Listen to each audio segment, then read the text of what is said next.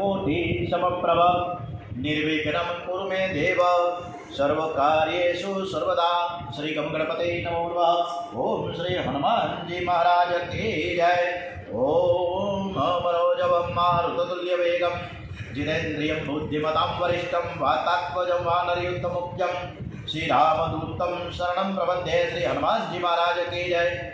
श्री रामचंद्र भगवान की जय। श्री गायत्री माता की जय। श्री सोमनाथ महादेव की जय। ओम श्री भारत माता की जय। वंदे वेद मातरम। ओम नमो भगवते वासुदेवाय। श्री भागवत भगवान जी महाराज की जय। सौनु करो कल्याण हे दयाळु प्रभु सौनु करो कल्याण। અને પોતપોતાના ધર્મ પ્રમાણે સૌ ભજે ભગવાન સૌનું કરો કલ્યાણ એવી સૌ ખૂબ જ સરસ રીતે પ્રાર્થના કરીને આજની તારીખે આપણે 18મી સપ્ટેમ્બર આજે ગુરુવાર છે ભાદરવા વદ બારસ છે આજે બારસનું શ્રાદ્ધ છે। હવે 3 દિવસ પછી નોરતા શરૂ થશે તો આપણે નવલા નોરતાને પણ વધાવીશું। આજની કથા પૂજ્ય ડોંગરીજી મહારાજ સુખદેવજી મહારાજના ચરણોમાં સમર્પિત કરતાં કરતાં આ કથા ભગવાન કૃષ્ણ પરમાત્મા સરસ રીતે સાંભળે છે એવા ભાવ સાથે હવે આપણે શ્રી કૃષ્ણની મંડળીમાં પહોંચીએ। શ્રી કૃષ્ણ ભગવાન કનૈયો કાનુડો અને બીજા બધા ભાઈબંધો મધુ મંગલને હેરાન કરે છે એ કથા તરફ આપણે આગળ વધીએ। શ્રી કૃષ્ણના આ મંડળમાં છે ને મધુ મંગલ અને મધુ મંગલ એક બ્રાહ્મણનો દીકરો એ પછી સાંડલ્ય ઋષિ અને પૂર્ણા માસી એનો દીકરો અને એનો આ ગોર મહારાજનો દીકરો એટલે યશોદામાયા રોજ મધુ મંગલને એમના ઘરે જમવા માટે માન આપીને બોલાવતા અને લાલાની સાથે જ બેસાડે અલગ પંગતથી નહીં લાલાની સાથે। અને યશોદામૈયા લાલાના માટે જે કાંઈ બનાવી પહેલું વહેલું મધુ મંગલની થાળીમાં મૂકીએ પતરાળામાં અને પછી લાલાને આપે અને વારંવાર એ સાંડિલ્ય ઋષિ અને પૂર્ણમાસીને એમ કહે કે તમારા થકી તો અમને દીકરો થયો છે તમારા જે આશીર્વાદ છે તમારી કૃપા દૃષ્ટિ છે અને કન્યો છે ને એ યજમાન છે। આમ મધુ મંગલ રોજ જમવા માટે ભોજન લેવા માટે યશોદાને ત્યાં જાય। આજે કનૈયો મધુમંગલની પાછળ પડ્યો। હે મધુમંગલ તું રોજ રોજ મારા ઘરે જમવા આવસ એને મને ના નથી આવવું જ જોઈએ તારે પણ આજે તો કોઈ પણ હિસાબે મારે તારા ઘરનું જ ખાવું છે। તું અત્યારે ને અત્યારે જા અને તારી માએ ઘરમાં જે કાંઈ બનાવ્યું હોય તું ઝડપથી લઈને આવ। હવે મધુમંગલ થોડોક શરમાઈ ગયો કે મારી માં કોઈ દિવસ તો ઘરે રસોઈ કરતી જ નથી એને ખબર છે। એમ છતાં પણ કાનુડાના કહેવાથી દોડતો દોડતો ઘરે ગયો છે અને આ પૂર્ણમાસી એટલે માને કે બા લાલાને આપણી રસોઈ જમવી છે તમારી પાસે જે હોય આપણે રસોડામાં જે કાંઈ બનાવ્યું હોય એ તું મને એક ડબરામાં ભરી દે મારે લઈને જવું છે અને તું હું વારંવાર ત્યાં જમવા જાઉં એ સારું ન લાગે કોકથી આપણે લાલાને ઘરે બોલાવવો જોઈએ કે ન બોલાવવો આપણે પણ જમાડવો જોઈએ। એટલે આપણે આજે છે ને આપણા ઘરમાં જે કંઈ રસોઈ કરી હોય એ લઈને હું જાઉં લાલાને આજે આપણા ઘરની ખાવાની ઈચ્છા થઈ છે અને પરમાત્મા માંગે અને હું લાલાને શું આપું। પૂર્ણમાસી ખૂબ જ દ્રવિત થઈ ગયા ઘરમાં કાંઈ છે જ નહીં કારણ કે હું રસોઈ કરતી જ નથી। તારા પિતા મહાન તપસ્વી ભગત છે એ તો તને ખબર છે એમને ખાવાની પણ ફુરસદ નથી। હવે સાંડિલ્ય ઋષિની વાત આવીને ત્યારે એવા મહાન તપસ્વી બ્રાહ્મણ કે સવારના 4 વાગે ઉઠીને જમનાજીમાં સ્નાન કરીને આસન ઉપરમાં જે બેસી જાય અને છેક રાત્રે 7-8 વાગે એનું નિત્ય કર્મ પૂરું થાય। એમણે સત્કર્મને એટલા બધા નિયમો લીધા હતા કે એક સત્કર્મ પૂરું થાય બીજું શરૂ થઈ જાય। પ્રાતઃ સંધ્યા પૂરી થાય સૂર્યનારાયણ ભગવાનને અર્ધ્ય આપે છે। ઓમ સૂર્યદેવ સહસ્રાંશો तेजोराशे जगत्पते अनुकंपयामा भक्तं गुणाधार्य दिवाकर।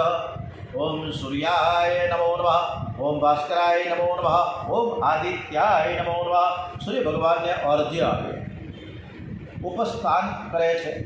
पछी तो सूर्यनारायणनी स्तुति करे, गणपति बापानी पूजा अर्चना करे, शंकर पार्वतीनी पण पूजा करे, लक्ष्मी नारायणनी पूजा, वेद मंत्र बोले, एक एक देवनी अभिषेक साथे पूजा करता आम ने आम 12 वागी जाए। बपोरना 12 वाग्या पछी पाછી मध्याह्न संध्या करे।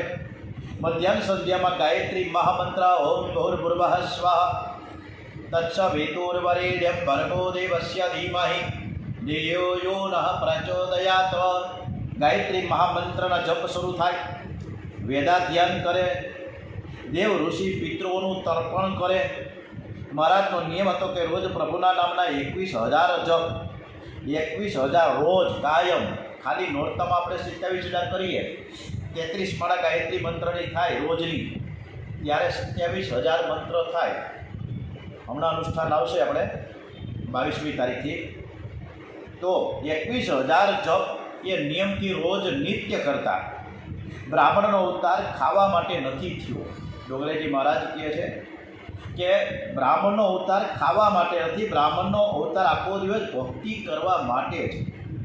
1 કલાકમાં 900 શ્વાસ થાય છે, 24 કલાકમાં 21,000 શ્વાસ થાય। પ્રતિ શ્વાસે ભગવાનના નામનો જપ થવો જોઈએ। પ્રભુના નામના 21,000 જપ કરે। આ બધું કરતાં કરતાં આમનામ સાંજ પડી જાય। સાંજે પાછી સંધ્યા થાય। ખાવાની તો કોને ફુરસદ છે? સાયમ સંધ્યા પછી 2-4 કેળા ખાઈને સૂઈ જાય, કોઈ વખત દૂધ પીને સૂઈ જાય। પૂર્ણમાસી મહાન પતિવ્રતા છે। પતિદેવ ભોજન કરતા નથી, મારે પણ ભોજન કરવું નથી। પૂર્ણમાસી ઘરમાં રસોઈ જ કરતા નથી, ઘરમાં એક જ દીકરો છે, મારે પણ, અરે એ દીકરો તો રોજ નંદ બાપાને યશોદાને ત્યાં રોજ જમવા જાય, અરે પછી રસોઈ મારે કોના હાટું કરવી? પૂર્ણમાસી આખો દિવસ પતિદેવની સેવામાં જ રહે છે। પતિદેવ ફળ ખાય તો રાત્રે પૂર્ણમાસી બાકી રહેલા 2-4 ફળો ખાઈને પતિદેવના ચરણોમાં સૂઈ જાય। પતિ પત્ની આખો દિવસ તપશ્ચર્યા કરે છે। તપસ્વી બ્રાહ્મણનું ઘર છે, ઘરમાં કંઈ નથી, પણ ઘરમાં ડોંગરેજી મહારાજે આ શબ્દ સરસ રીતે વાપર્યો છે કે ઘરમાં કાંઈ નથી છતાં પણ ઘરમાં ભરપૂર છે। તો એ શું છે? સંતોષ છે, પૂર્ણ સંતોષ। એટલે જેનું નામ પૂર્ણમાસી છે, એને ત્યાં પૂર્ણ સંતોષ છે। અને આપણા બધાના ઘરમાં ઘણું ઘણું છે, છતાં પણ અસંતોષ જ છે। એટલે રાત્રે કોઈ નિદ્ર આવતી નથી। પૂર્ણમાસી વારંવાર એક જ ચિંતન કરે કે હું બહુ ગરીબ છું, પણ મેં પૂર્વજન્મમાં કંઈક પુણ્ય કર્યા છે, તો આવા પતિ મને મળ્યા છે। પતિદેવને પૈસા માટે પ્રવૃત્તિ કરવાની બિલકુલ ઈચ્છા થતી જ નથી। ભલે આખો દિવસ ભક્તિ કરે, જે આખો દિવસ ભક્તિ કરે એ ઘણે ભાગે ગરીબ જ રહે છે, એ જ આખો દિવસ ભક્તિ કરે છે। એ લક્ષ્મીજીને ગમતો નથી। લક્ષ્મીજીને એમ થાય કે મારા માલિકની સાથે 5-7 મિનિટ એકાંતમાં બોલવાઈ દેતો નથી, સતત ને સતત નારાયણ નારાયણ હરિ હરિનું નામ લે છે, તો મારે આ હરિ ભગવાન ત્યાં જઈને સમય બેસી જાય તો મારે લક્ષ્મીજી કહે છે કે મારે વાત કરવી તો કરવી ક્યારે? પેલો પૂછે કે ભાઈ તમે શું કરો છો? તો કે કાંઈ એમ બેઠા છીએ। પહેલાં જોયું કે હું પગથિયાં ચડતો હતો ત્યારે મોઢું કાંઈક હાલતું હતું, કંઈક ખાતો હશે।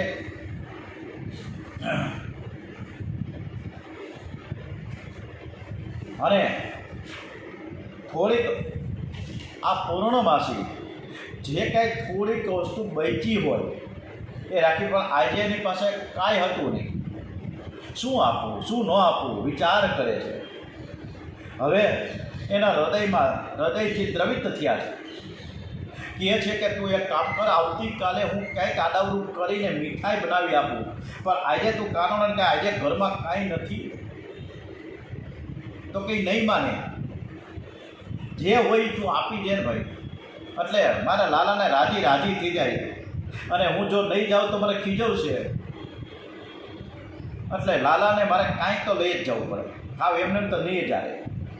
હવે પૂર્ણમાસી કે ભાઈ હવે મારા ઘરમાં કાંઈ છે નહીં, ત્યાં ઓલા ટીનની એલ્યુમિનિયમની એક બરણી હતી, એને બરણીમાં છાશ હતી અને એ છાશ જે 3 દિવસની હતી, ખાટી બળા જેવી છાશ. અને એ છાશની બરણી જોઈ ગયો મધુમંગલ. બરણી લઈને ભાગ્યો કે આ છાશ છે તો છેલ્લે છાશ તો પીવડાવું. લાલાને છાશ આપવી ગમતી નથી મધુમંગલને, કારણ કે ઢાંકણું ખોલે તો ખાટી છાશ બળા જેવી કેવી રીતે આપી. લાલા પીએ તો કદાચ એને તાવ આવી જાય, માંદો પડી જાય તો. એટલે મધુમંગલ છાશની ભરણી તો લેવો પણ દેતા જીવ નથી ચાલતો. જેવી રીતે સુદામા નાનકડી અમથી પોટલી પૌવાની લઈને આવ્યા પણ દેવાની ઈચ્છા થતી નથી. આટલા કમથા પૌવા મારે શું આપવા? 56 ભોગ જે પ્રસાદ ગ્રહણ કરતા હોય એવા પ્રભુ પરમાત્મા દ્વારિકાધીશને થોડા પૌવા દેવાય. સંતાડે છે, બગલમાં પોટલી દબાવી રાખી અને દ્વારિકાધીશ ઝટીને લઈ લીધી. આવું જ કંઈક આ જ પ્રસંગમાં શરૂ થયું. મધુમંગલ ખાટી બળા જેવી છાશની બરણી સંતાડે અને લાલો જોઈ ગયો કે ભાઈ તું આવ્યો છો, મને દેતો કેમ નથી? ક્યાં છો? ઝાડવા પાછળ હતાઈ ગયો અને ઝાડવાથી પાછળ જઈને લાલાએ એ છાશની બરણી ઝૂંટવવા માટેનો પ્રયાસ કર્યો. એમાં ઉપરનું નાકું તૂટી ગયું. એમ છતાંય પણ બરોબર કસીને પકડી લીધું મધુમંગલે કે મારે તને આપવું નથી. અને લાલો કે ના ના મારે જોઈએ છીએ, હું આવતીકાલે તને મીઠાઈ આપું. આ રહેવા દે, ખાટી છાશ છે, તારા નથી પીવા જેવી, તું માંદો પડી જાય, મારે તને નથી. એમ કરીને લાલાને ના પડે. લાલો ફરજિયાત એ બરણી ઝૂંટવવા માટે પ્રયત્ન કરે. મધુમંગલ એની તરફ ખેંચે, લાલો એની તરફ ખેંચે અને એ છટકીને મધુમંગલે ફટાક લઈ લીધી બરણી અને મેંડો ગટગટાવા. છાશ જ પી જાઉં, પછી વાંય વધે હું. અને એ છાશ પીતો રેગાડા આવ્યા અને રેગાડા મોઢામાંથી, હાથમાંથી, માથે, આખા શરીર ઉપર મેંડા રેગાડા કરવા. અને કાનુડો જોઈ ગયો કે તું એકલો છાશ પણ ખબર નથી પડતી. અને એ જ વરસામાં તરત જ દોડીને ત્યાં ગયો, મોઢું ચાટવા લઈ ગયા, હાથ ચાટવા લઈ ગયા. છાશ જે રેડો આવ્યો હતો હાથ ઉપર, મોઢા ઉપર. અને કાનુડો એ પ્રભુ, એ પરમાત્મા મધુમંગલના મોઢું ચાટે છે, એનો હાથ ચાટે છે. બધું જ ભૂલી ગયા કે હું ઈશ્વર છું. આજે કાનુડાને કૃષ્ણને યાદ નથી કે હું એક લક્ષ્મીનો ધણી છું, આવડો મોટો વૈકુંઠનો હું સ્વામી છું. આવો ગોવાળની સાથે પ્રેમ કરે છે. મધુમંગલ ખૂબ શરમાઈ ગયો છે અને લાલાને ના પડે પણ લાલો માનતો જ નથી. આકાશમાં બ્રહ્માદિક દેવો આ લીલાના દર્શન કરે છે. બ્રહ્માજીના મનમાં શંકા ગઈ, કૃષ્ણ બાળકનું, આ છોકરાનું મોઢું ચાટે, આ કેવો છે? આ ઈશ્વર છે, પરમાત્મા છે, કંઈ ખબર પડતી નથી. અને જો પરમાત્મા હોય તો આવી રીતના કરે કોઈ? આ મોઢું ચાટે ને હાથ ચાટે ને હવે હેઠી છાશ કૂકની અને એ પીવા માંડે. પણ શ્રી કૃષ્ણ ભગવાનની લીલા એટલી બધી અટપટી છે કે બ્રહ્માદિક દેવો પણ ભૂલા પડ્યા. આજકાલના લોકોને શંકા થાય તો આશ્ચર્ય શું થાય? બ્રહ્માજી ઉઠીને ત્યારે એને પણ શંકા થવા માંડી, ત્યારે આપણે તો કઈ વિષાદમાં. બ્રહ્માજીને થયું કે આ પરમાત્મા ન હોવા જોઈએ, કાંઈક ભૂલ થાય છે મારી સમજવામાં. આવો લાલો ભગવાન હોઈ શકે ને ઈશ્વર ન હોઈ શકે. એટલે મારે આ છોકરાની પરીક્ષા કરવી છે કે જો આ કૃષ્ણજી ગોવાળ છે કે પરમાત્મા છે. હાલો પરીક્ષા કરી લઉં. શ્રી કૃષ્ણ બાળકોની સાથે ભોજન કરી રહ્યા. સૌએ વાછરડાને ચરવા માટે છોડ્યા છે. વાછરડા દૂર ચરતા હતા. બ્રહ્માજીએ વાછરડાને ઉપાડીને સીધા ઉપાડી ગયા બ્રહ્મલોકમાં. એના ગોવાળિયા બધા ભાઈબંધ જે પંગતમાં બેઠા હતા, જોયું કે ભાઈ વાછરડા ક્યાં ગયા, લાવો આપણે ગોતી આવી. ક્યાં ગયા? કૃષ્ણ કે કાનુડા તો એ બેઠો રહે છે, મેમણાવીએ વાછરડાને લઈને. વળી દૂર ભાગી જાય, કોતડી ક્યાંથી પકડવા? એટલે એ વાછરડાને શોધવા માટે ગોપ બાળકો એના ભાઈબંધો નીકળ્યા. કન્યા તમે હમણાં જ હું આવું છું, મને જોઈને હવે વાછરડાને જોઈ આવીને પકડીને લેતા આવીએ. હવે ગોપ બાળકો થોડેક દૂર સુધી ગયા. બ્રહ્માજી એને ઉપાડીને બ્રહ્મલોકમાં ઉપાડી ગયા. વાછરડાએ ગયા ને ગોપ બાળકોએ ઉપડી ગયા. હવે લાલાને ખબર પડી કે આ ડોહો આ બ્રહ્માજી છે ને મારી પાછળ પીડ્યો છે. હા, કાનુડાને ઠીક ન લાગ્યું, લાલાને બરાબર ગમ્યું નહીં આ. એટલે એક જ સમયે એના જેટલા વાછરડા હતા ને, જે દૂર દૂર વયા ગયા હતા, જે બ્રહ્મલોકમાં બ્રહ્માજી લઈ ગયા હતા, એ વાછરડાના જે એના ભાઈબંધ દોસ્તાર ગોપ બાળકો હતા, એ જેટલા હતા એટલા જ વાછરડા એટલા જ ગોપ બાળકો ઊભા કરી દીધા. સુખદેવજી મહારાજ સરસ રીતે અદ્ભુત વર્ણન કરી રહ્યા છે કે રાજન, હું તમને શું કહું, કેવા અદ્ભુત સ્વરૂપો ધારણ કર્યા છે કૃષ્ણએ. કામળી જે તે ગોવાળ પાસે જે કામળી હતી, જે રંગની હતી, જે ડિઝાઇનની હતી, એવી જ કામળી બની ગયા કૃષ્ણ. જેના હાથમાં જેવી લાકડી હતી એવી લાકડી બન્યા કૃષ્ણ. જેવો જેનો સ્વભાવ હતો એવો સ્વભાવ બન્યા કૃષ્ણ. જેવો સ્વભાવ એને કોઈનો ઉતાવળો હતો થઈ ગયા ઉતાવળિયા. અનેક સ્વરૂપો ધારણ કર્યા છે. અને વાછરડા ને ગોપ બાળકો જે ખરેખર કૃષ્ણ હતા, સાચા તો ઉપર વહી ગયા બ્રહ્મલોકમાં બ્રહ્માજી પાસે. એટલે આવ્યા રૂમઝુમ કરતાં કરતાં ગોકુળિયા ગામમાં હળી કાઢીને એના મોટા બાપ પાસે છોકરાઓ બેસી ગયા. અને એ છોકરાઓને ગોદમાં લઈને છાતી સાથે ચાંપે છે. એ બાળકોને, જે બાળકો ખરેખર બાળક નથી પણ કૃષ્ણ મનુષ્ય સ્વરૂપ અતિ આનંદ થઈ ગયો. આજે વૃદ્ધ ગોપીઓ બાળકોને મળતી નથી, પરંતુ સાક્ષાત પરમાત્મા શ્રી કૃષ્ણને મળે છે. બાળકો તો બ્રહ્મલોકમાં પહોંચી ગયા. આ વૃદ્ધ ગોપીઓને શ્રી કૃષ્ણ મિલનની તીવ્ર જે ભાવના હતી ને આજે સાર્થક થઈ ગઈ. અતિ આનંદ થઈ ગયો. આજે બાળકોના સ્વરૂપમાં કૃષ્ણ ભગવાન ઘરે આવ્યા છે, વૃદ્ધ ગોપીઓને મળે છે, એકના મનોરથ સફળ કરી રહ્યા છે. આજે ગોકુળમાં એકના ઘેર આનંદ સ્વરૂપનો ધોધ પ્રગટ થઈ ગયો. આજ સુધી ગોપીઓ આનંદ લેવા માટે યશોદારીની ઘેર જતી હતી, અને આજે એક ગોપીના ઘરે એક પરમાનંદ સામેથી પ્રગટ થઈ ગયો. આજે ગાયોને પણ અતિ આનંદ થયો. વાછરડાઓ બ્રહ્મલોકમાં છે. સાચા વાછરડા જે ગાયોના હતા એ તો બ્રહ્મલોકમાં. વાછરડાના સ્વરૂપમાં શ્રી કૃષ્ણ આજે ઘેર આવ્યા, ગૌશાળામાં આવ્યા છે. ગાયો સાથે રાસલીલા શરૂ થઈ ગઈ. આ જીવન ઈશ્વરના મિલનનું વર્ણન છે. ગાયોને અતિ આનંદ થયો. ગોવાળો ગાયોને રોકવા જાય છે, પણ વાછરડામાં એવો અલૌકિક પ્રેમ જાગ્યો છે કે ગાયો દોડતી વાછરડા પાસે જાય. ગોવાળોને આશ્ચર્ય થયું. ગાયોને બ્રહ્મ સંબંધ થયો. શ્રી કૃષ્ણ અનેક સ્વરૂપ ધારણ કરીને રમે છે. કામળી કૃષ્ણ, લાકડી કૃષ્ણ, ગોપ બાળકો કૃષ્ણ, વાછરડા કૃષ્ણ, બધું જ કૃષ્ણ. અને શ્રી કૃષ્ણ છે ને એ શ્રી કૃષ્ણની સાથે રમે છે. જ્ઞાની પુરુષો આત્મ સ્વરૂપમાં રમે છે. સુખદેવજી મહારાજ વર્ણન કરે છે. આમ ને આમ આ લીલા 1 વર્ષ સુધી થઈ. 1 વર્ષ સુધી થઈ. આપણે 3 રાસલીલા દર્શન કર્યા. 3 રાસલીલા ફરીથી હું રિપીટ કરું છું કે જ્યારે પંગતમાં જ્યારે બેઠા હતા જમવા માટે, જ્યારે અજગરનો નાશ કરીને અને જ્યારે પંગત કરીને બેઠા હતા એ ગોપ બાળકો સાથે, એટલે સાચા ગોપ બાળકો સાથે કૃષ્ણ ભગવાન એની સાથે જે રમત રમતા હતા એ રાસલીલા. આજે જે ગોપ બાળકો, જે ખરેખર સાચા ગોપ બાળકો છે, ઉપર બ્રહ્માજી લઈ ગયા હતા, અને એ ગોપ બાળકોને જે સ્વરૂપ ધારણ કરીને વૃદ્ધ ગોપીઓ એટલે કે દાદીમાન, મોટાબાન એની સાથે જે ગોદમાં બેસીને રમત રમતા હતા એ રાસલીલા વૃદ્ધ ગોપીઓ સાથે થઈ. બીજી થઈ ગાયોની સાથે. જે વાછરડાઓ જે ખરેખર બ્રહ્મલોકમાં ગયા હતા, બીજું સ્વરૂપ જે ધારણ કર્યું એ વાછરડા રૂપી એ કૃષ્ણ ભગવાન આવ્યા વાછરડા બનીને, અને જે ગાયોની સાથે પ્રેમ કર્યો, ગાયોની સાથે વહાલ કર્યું, ત્યાં રાસલીલા થઈ ગાયોની સાથે. આ લીલાઓ બધી 1 વર્ષ સુધી આમ ચાલી છે. કોઈને કંઈ ખબર પડી જ નહીં. શ્રી કૃષ્ણ અનેક વાછરડાના સ્વરૂપો ધારણ કરીને, અનેક ગોપ બાળકોના સ્વરૂપો ધારણ કરીને પોતાના સ્વરૂપોની સાથે રમે છે.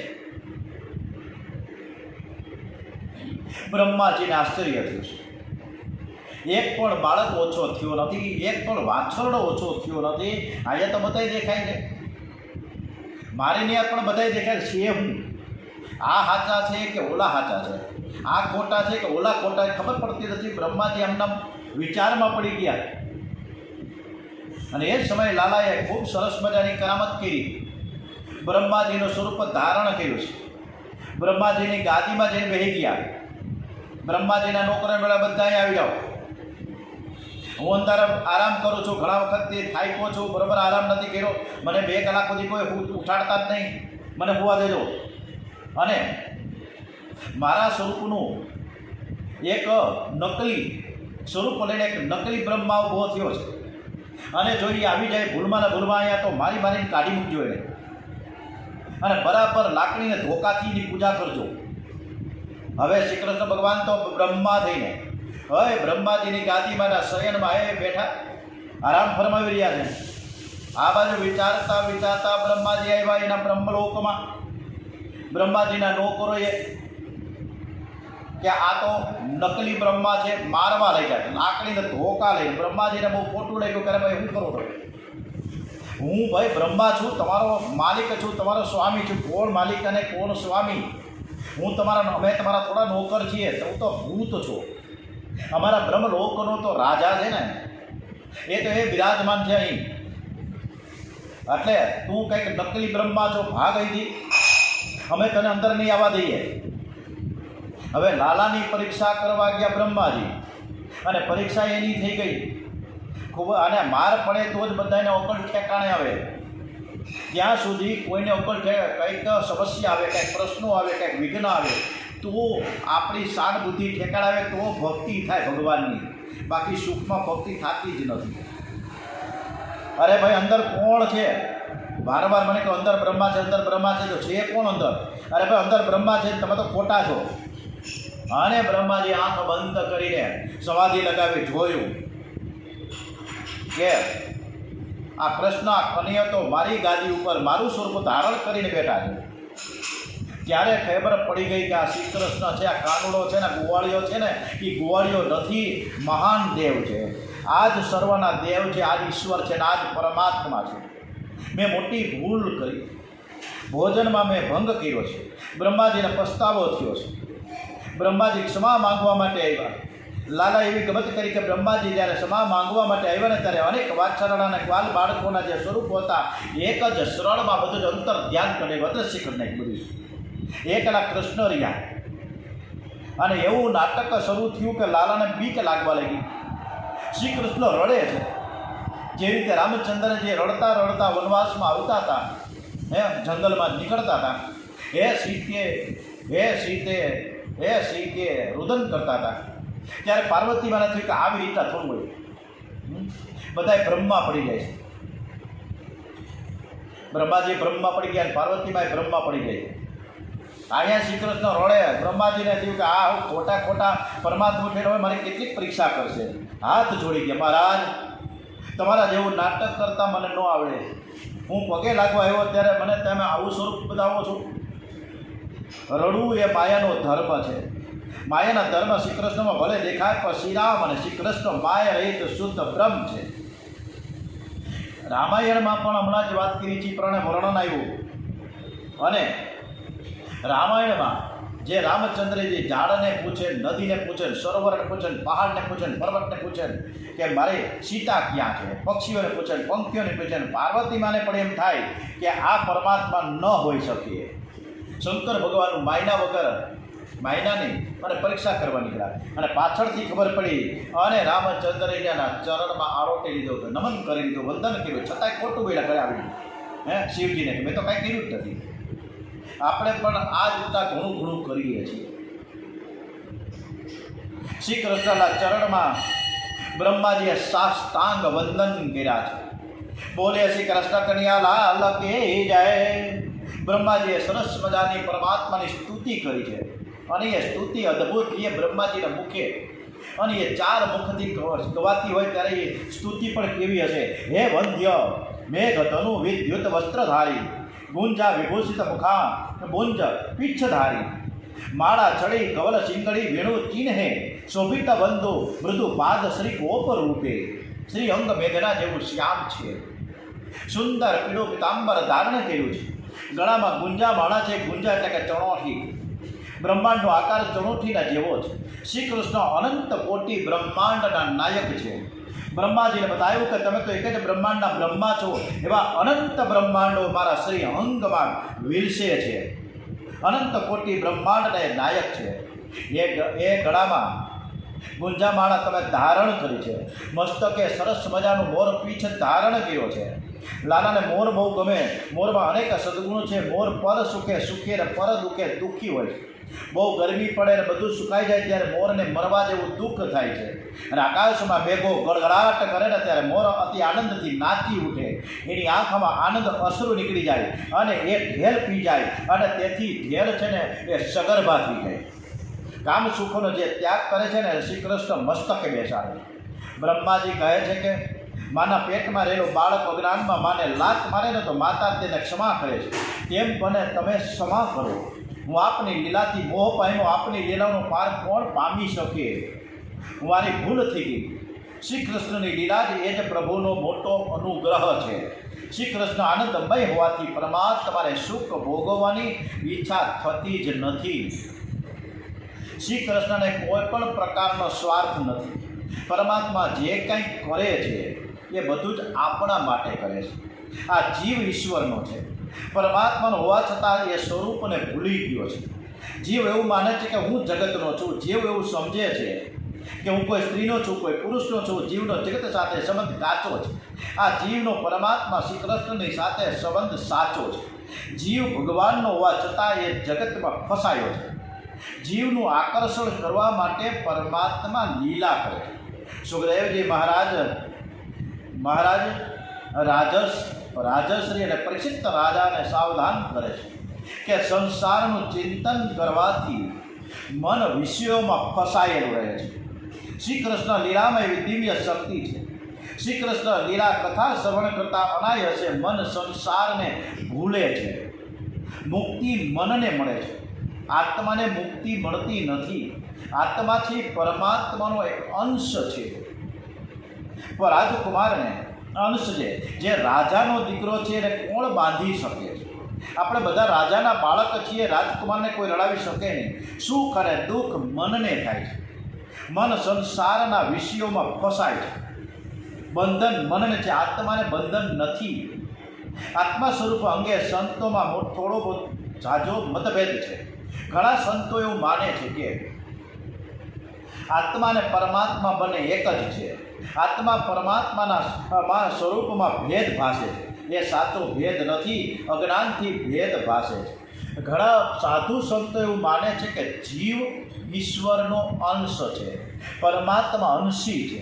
જ્ઞાની પુરુષો વર્ણન કરે છે પરમાત્માનું સ્વરૂપ એવું દિવ્ય છે કે ભગવાનમાંથી થોડો પણ અંશ અલગ થઈ શકે નહીં. જીવ અંશ નથી, અંશ જેવો છે. 1 કરોડ રૂપિયામાંથી 1 પૈસો પણ કાઢી દે તો કરોડનો નાશ થઈ ગયો, પછી કરોડ ન રહીએ. જીવને ઈશ્વરનો અંશ માને છે તો એ આપત્તિ છે કે જ્યારે જીવ ઈશ્વરથી અલગ થાય ત્યારે પરમાત્માના સ્વરૂપનો ભંગ થઈ જાય. ઈશ્વરમાંથી થોડો પણ અંશ અલગ થઈ શકે તેમ નથી. જીવ અંશ જેવો છે. જીવ પરમાત્માનું સ્વરૂપ છે. ત્યારે ઘણા સંતો એવું માને છે કે જીવ ઈશ્વરનો અંશ છે. પરમાત્મા સીધું છે તો જીવ બિંદુ છે. સમુદ્રમાંથી એક છાંટો કોઈ બહાર કાઢે તો તેથી સમુદ્રનો વિનાશ થાય? કોઈ દી થાય નહીં. જેની બુદ્ધિ તર્કની કસોટીમાંથી કસેલી હશે એ તો એમ જ કહે છે કે સમુદ્રમાંથી એક બિંદુ પણ બહાર કાઢો તો સમુદ્રનું જે અસલી સ્વરૂપ હતું તે રહ્યું નહીં. જેની બુદ્ધિ તર્કની કસોટીમાંથી ખસેલી છે એને વેદાંતનો સિદ્ધાંત ગમે છે. ઈશ્વર અંશ જીવ અવિનાશી, ચેતન અમલ સહજ સુખ રાશિ. સો માયા બસ ભયં ગુસાઈ, બાંધ્યો કીટ મરકટથી નાઈ. અને આવા બધા જ સરસ મજાની આ કથા વાર્તા ડોંગરેજી મહારાજ કહે છે અંશ અને અંશીની, આ સિંધુ અને બિંદુની. અને ત્યારે એક સરસ મજાનું મને ગીત યાદ આવ્યું. એ ગીત યાદ કરીને આપણી કથાના વિરામ આપીએ.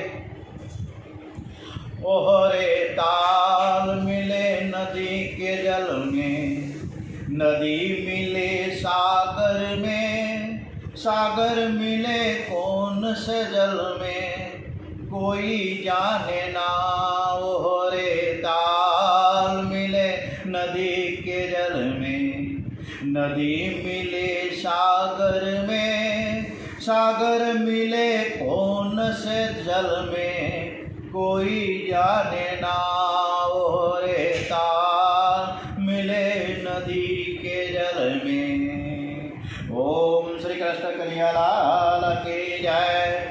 श्री सोमनाथ महादेव की जय।